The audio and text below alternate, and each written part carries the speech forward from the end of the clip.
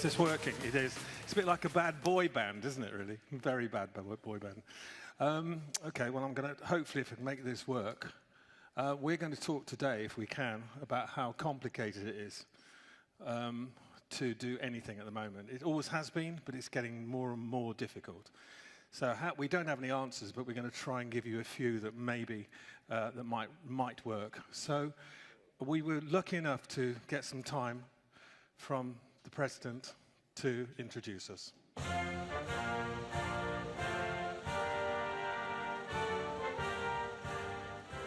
Hello, losers. I'd like you to welcome our three guests today.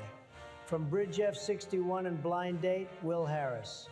From Voice Swap, Ausrine, Skarno, let's just say Ausrine. And from the Black Arts Company, a really dreadful man, Cassie.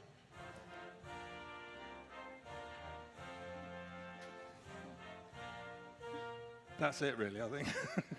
It can't get any worse, can it? And he's also refereeing for the Bulgarian game later, so that's good to see. So that's me, and hopefully. So as we said, we think it's becoming more and more difficult.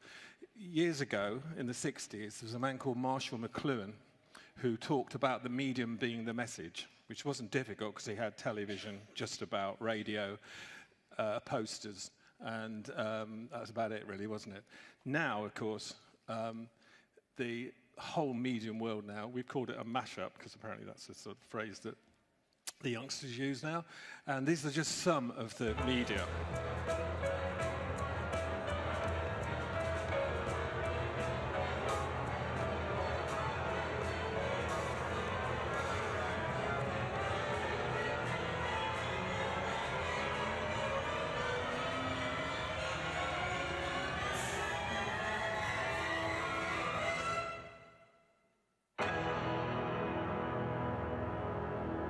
You really can't get away with going anywhere now without seeing some form of advertising.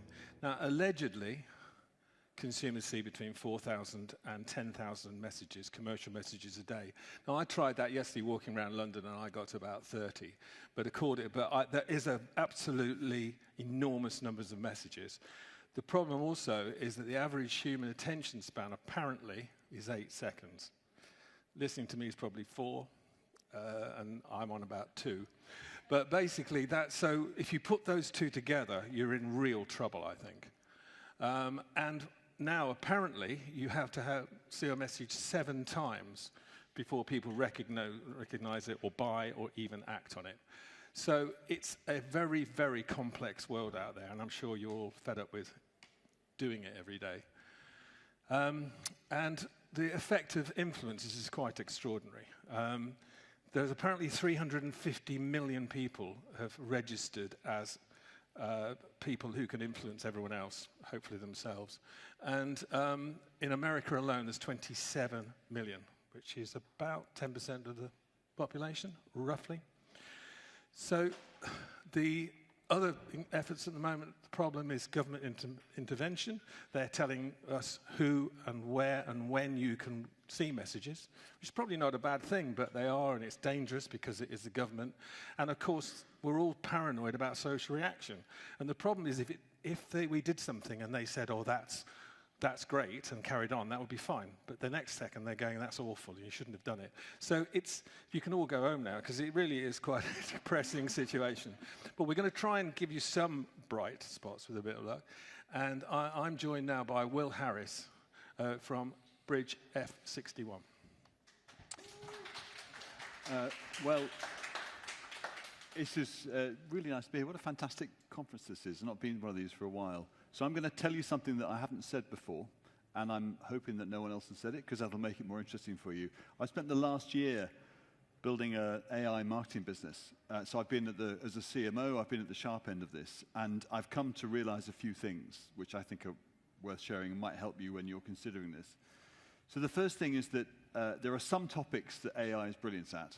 If you're interested in learning about some medical procedure, there will have been 20 or 30 peer-reviewed case studies around a procedure. There'll be in the Lancet. There'll be huge amounts of data. If you're flying a plane, Every single moment of that plane will be tracked. If you're doing driverless cars, the data is endless. There's huge amounts of data that the LLMs trained on for those applications.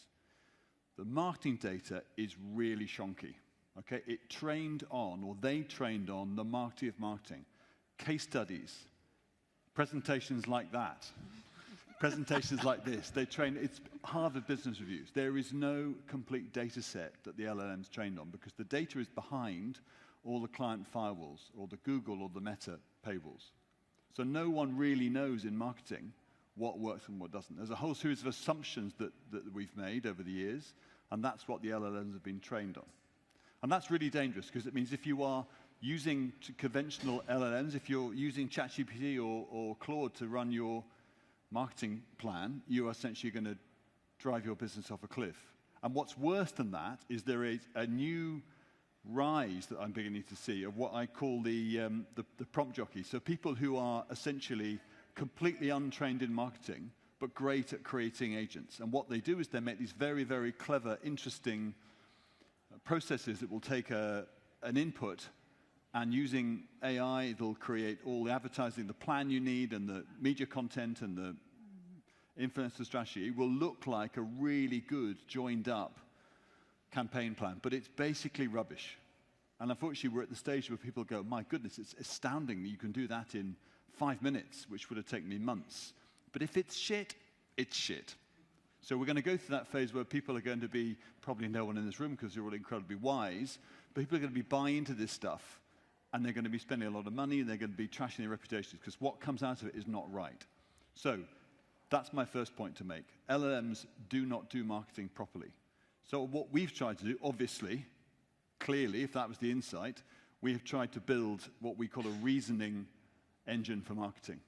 So I've taken 40 private equity businesses that I rebranded in the last 8 years, plus the work I did when I was rebranding O2, the stuff Ian and I did with Chris when we were doing Peroni, Orange, Fancy Power Station, loads of other businesses I've run over the years, and I've built a model. I've built a reasoning engine for marketing that will not just give you the answers, it will give you the answers as seen through the eyes of a bunch of CMOs. And that means we can create market segmentations in 5 minutes. We can create complicated, amazing GTM plans that I could never write in about 5 minutes. But it's real. It's real, and it's properly, if you like, CMO-grade marketing. So I suppose my message is, don't fall for the prompt jockeys. We've got to build something that is driven by humans, driven by people in this room, with all your experience and all your insights, because if we leave it to the machines, we're going to go off a cliff. At that point, I'm going to hand over to Ausrine, who's going to talk a bit about how not to drive over a cliff in her world.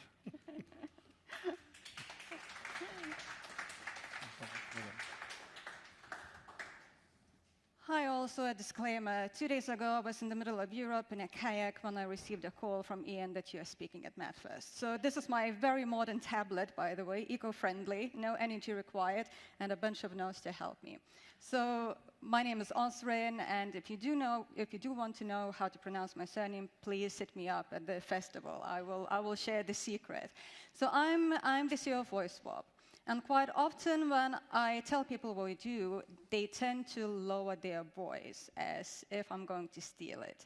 But probably I'd be the worst thief ever, because prior to doing anything, I would ask for permission. So you're in a pretty safe and good company over here. Now, not so long ago, musicians made music, brands made ads, everyone stayed in their own lanes. Today, your bank has a podcast, your insurance company has a TikTok. Even my dentist thinks that I want to receive their weekly newsletters.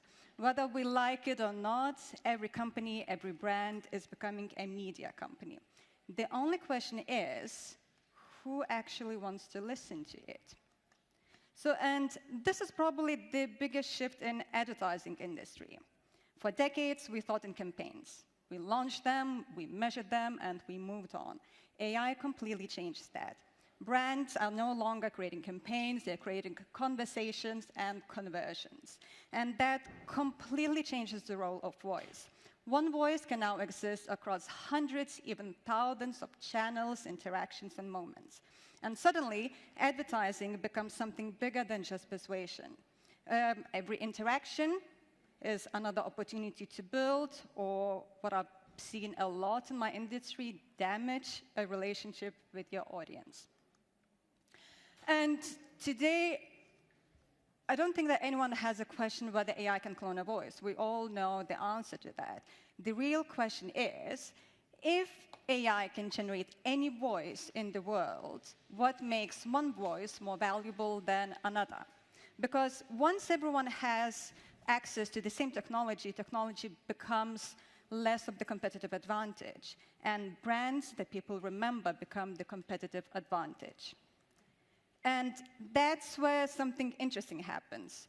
If one voice can suddenly exist in thousands of places, I believe the value shifts. It shifts away from producing more content towards making sure every interaction still feels as if it comes from the same brand. And one thing that we've learned from building AI voice models for some of the biggest brands and working with some of the best global voiceover talent is that technology is only a part of the process, actually a very small part of the process. We spend a lot of time working with the people behind the brand and the people behind the voices. We work closely with the talent, we work closely with creative and marketing teams, not only to analyze and understand the voice, what makes it memorable, what makes it distinctive, but also to understand the personality, the character, and what place it has within the brand. So we don't begin by asking, how should this model sound? We begin by asking, how should people feel when they hear the voice model? Should it feel confident? Should it feel playful? Should it feel assertive? And this is not an engineering decision. This is creative and brand decision. We're at 8 minutes to go. Yes. Back. Sorry. So, and this is where I was told that I need to move and speed up. Yeah. And I think this is where we're witnessing the emergence of something new. And the emergence of something new is actually the infrastructure of AI voice. And when I'm talking about the infrastructure of voice, I'm not just talking about the voice model, I'm talking about everything that surrounds it. So who owns the voice, who has permissions to use it, how can it deploy it, where it can deploy it, and how can brands use it responsibly and confidently? Because rights, control, those are the items that they're less exciting until they become the most exciting bits and the most expensive. So I'll just give away to Ian because he's actually kicking me away from the stage. I am. And probably I'll leave actually with this one note. Because the rumor has it apparently in this festival that AI is going to replace advertising. I believe that AI is going to replace average advertising, which in my opinion is not the worst thing ever. But we know that technology makes content abundant, but identity and real creative control makes brands memorable. Sorry about that, throwing you off. Right. The good news is I'm going to flick through all the nonsense that I don't really understand. So, if it works. So we've said that. So we think, as Black Arts, that it's all about simplicity and bravery. Now, it's that everyone says that, but it is true. And one of the main reasons is it brings people on side and organizations on side. And that is key in doing certain things. So we'll get through that lot.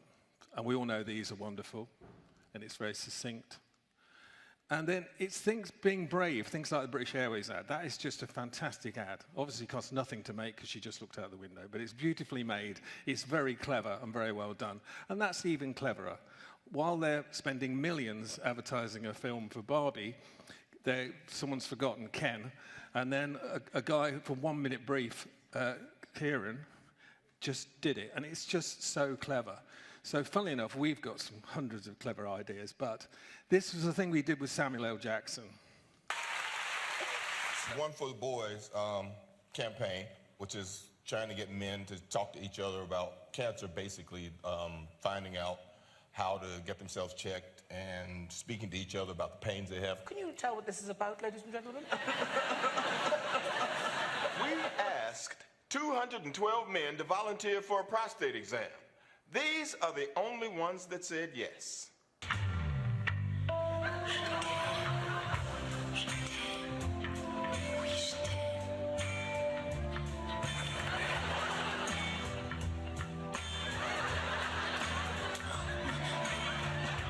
So you get it.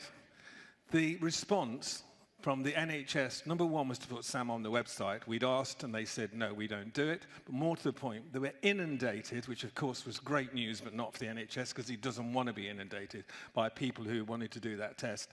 And trying to make something funny about cancer is not easy and really is pretty very bad taste. But because it's Sam, to me, you get away with it. So we also, Chris, who was the global marketing director of Peroni, and Will and I worked on a product called Nastro Azzurro. And that could come from anywhere. But if you called it Peroni, because it's Italian, you suddenly can start using all the style cues of an Italian brand. And also it sounds like one. It sounds like Armani, and it sounds like Ferrari, and therefore it's very, very Italian. So we stole all of this, and in fact we repeated it, Chris, in 30 cities around the world. We had a kind of a launch thing. And we just stole it. And it's very interesting. These people seem to be quite interested, and then they go back. So that was our launch poster. That's for an unknown brand. It didn't even exist. It's very, very brave, and that's Euston Road. And it did work really well. And that was, you all stole them. So you still got them at home, or, you know, we did. And that was extraordinary. It sold 88% more beer. But it also started to set it up and was really the launch. And then we reshot 4 scenes from La Dolce Vita, which is a very famous Italian film. You cannot film in that fountain. It is illegal. There are armed police to stop you. They don't want people doing parties in there. We got hold of the head of monuments. I had lunch with her. And she said, no, because we can't have you drinking beer, and we're not going to. We can't have you floating a bottle in. We're not going to. What are you going to do? Just repeat it. And she said, fine. And therefore we got that. So it was organizations that, and we could have built one for 130,000 euros at Cinecittà, but we got that for 30 grand, and we had a poster on a building for a week. So all these things are brave things. So we dropped 3 million poppies down the Thames. That's, funnily enough, an AI image. But we did, and 19 authorities had to give us permission, which is extraordinary. But because it was a Royal British Legion, we had to close City, or they closed City Airport. They moved all the flights going in. So this bravery and simplicity gets people on side. We put a crocodile in the River Avon, and people are still looking for it now. Oddly enough, we didn't, but by putting up caution signs in metal, it looked like it was official. And my favorite one was the Avon and Somerset police, who were asked what their reaction was. They said, don't go swimming in the River Avon. And if you can get the police on your side, you've cracked it. And you are doing it because it's got a certain simplicity to it, and it's brave. We did an ad for the same brewery, saying beer's good for you. ASA said, no, it's not. We said it is. Showed them it was. And then they said, yeah, but it's still got alcohol. And we said, no, it's not. It's a 0. We work with them all. Might be Samuel L. Jackson one day, the next minute it's Craig David. This is an invention which we just did for Craig. It was to try and promote him to a younger market. And so using the headphones and his original image, he now owns the copyright, and we created a whole series of merchandise which upped Craig's image, right? And he's a very nice chap anyway. We did that with a vacuum cleaner. Their sales went from 4% to 28% in 6 months. And we beat Dyson. Not in money, unfortunately, because theirs were 400 quid each and ours were £1. But no, ours were about 150, 160 pounds. But we beat them on market share. We built a restaurant just outside here for Lidl at a time when Lidl was not the best food. And we built a restaurant. And again, everyone suddenly gets on your side. All the local people joined in and helped us and all that sort of stuff. We did this, which got banned. But it shouldn't, because these are typical women drivers. But they didn't watch the ad. They just said, you can't call it that. But this is, you know, including F1. I mean, so we think that all of this, and then finally this is an AI we did last year. It's for a company called Red Lion. So we're at the height of creative ideas. So if it's called Red Lion, let's have a Red Lion. So it has had a massive effect on their business, on the hits on the website, but more importantly on sales. And that, at the end of the day, is what advertising is about. So we think if you're brave and it's simple and everyone can understand it, you'll get a lot more people on your side and a lot more consumers. And someone said to me, yeah, but it's AI, you should have filmed it. And I said, well, if you're going to spray a line red and then photograph it going through a car factory, you do it, I'm not. And it worked really well. So we think that this might just make, it's our idea anyway, we think, and we just think making it simple again, and then perhaps all the confusion might just melt away. Because confusion, at naught now, confusion, obviously breeds confusion. And so if you understood any of that, good luck to you. All right. Okay, thank you very much indeed. And that, okay, thank you. Thanks, Chris.